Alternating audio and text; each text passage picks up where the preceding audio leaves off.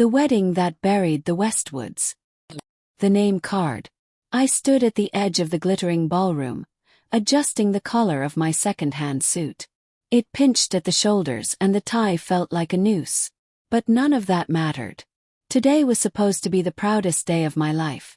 My only son, Daniel, was getting married. For 22 years, it had been just the two of us.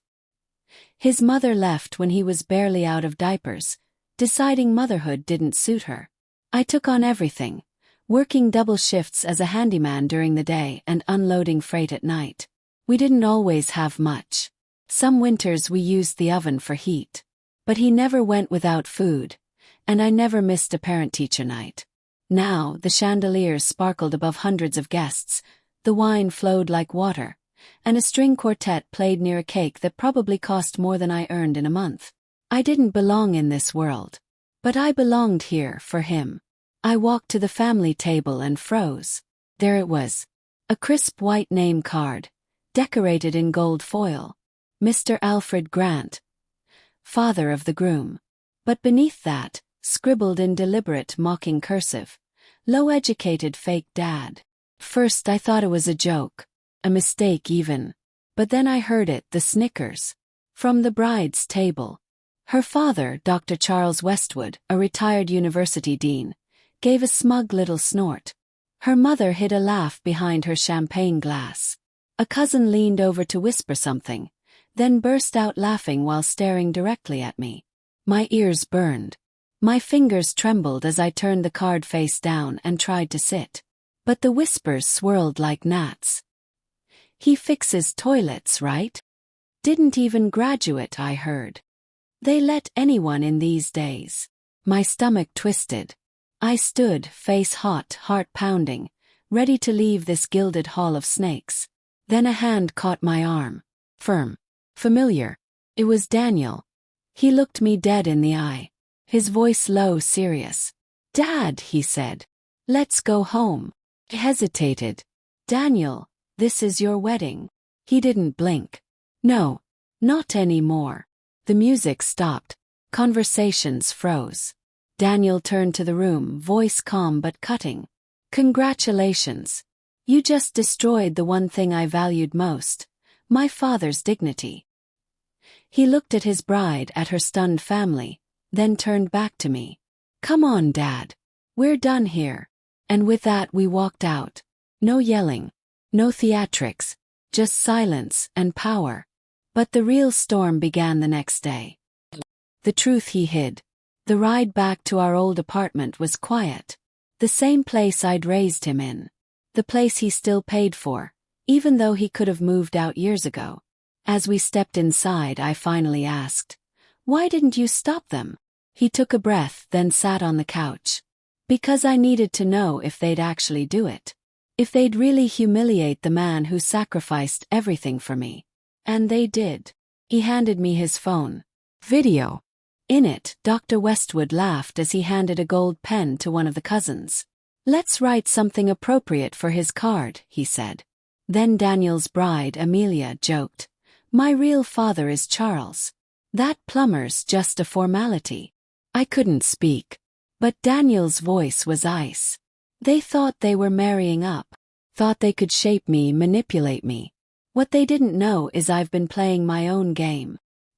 He opened his laptop, revealing documents, corporate filings, investment ledgers. I never signed their prenup. I told them I did, but I didn't. I started a cybersecurity firm 4 years ago with a friend. It blew up last year. We were acquired for 8 figures. Quietly. They never even knew. Blinked. He continued. "While they mocked you, I was buying into their family business through shell corporations. Westwood Ventures is bleeding debt. And tomorrow, I become its majority shareholder." I sat back stunned. Daniel looked me dead in the eye. They wanted a puppet. They got a king. And now, I'm going to remind them exactly who you are. The fall of Westwood Ventures. By 9 a.m. the next morning, Daniel stood tall in a tailored navy suit as we walked into Westwood Ventures headquarters. Staff turned. Phones stopped ringing. We entered the executive boardroom. Charles Westwood was already there, still wearing his arrogant smirk. "What's this?" he barked. Daniel dropped a stack of documents on the table. "Proof I now control 51% of Westwood Ventures. Here's the ownership trail. Here are the filings. Here's your future." The room fell silent. Charles flipped through the pages, his face paling by the second. "You can't be serious." "Oh, I am," Daniel said. "And effective immediately. You, your wife, your daughter, and every family member with a company title are terminated. Your severance packages are in the mail." The boardroom erupted into chaos. "You're nothing but a con artist," Charles screamed. Daniel stepped closer. "I'm the son of Alfred Grant, the man you laughed at, the man who cleaned septic tanks and changed water heaters so I could have a better life. And now, I own the legacy you tried to keep from me." We walked out as silence blanketed the room. The knock at the door. 2 weeks passed. Headlines exploded. Groom overthrows in-law's empire. From fixing pipes to flipping companies. Daniel was being invited to speak at business schools and tech summits. As for Amelia, she vanished offline. Word was, the Westwoods were under federal investigation for creative accounting and embezzlement. Then one stormy night, someone knocked on Daniel's door. Amelia stood there, rain-soaked, mascara running. "Daniel," she whispered, "I made a mistake. I didn't mean what I said. My parents, they pressured me." He didn't flinch. "You mocked the man who raised me. That wasn't pressure. That was choice." He turned to me. "Mr. Grant. Sorry. I was stupid." I shook my head. "You're not sorry. You're just shocked you lost everything. That's not regret.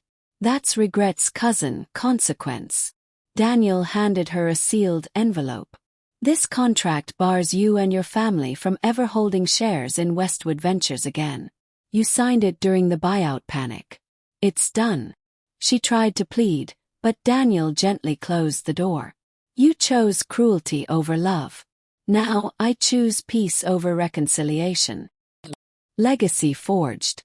A year later, Daniel launched the Grant Foundation, a scholarship for students from blue-collar homes. At the ceremony, the mayor asked him, "What inspired you?" He pointed at me.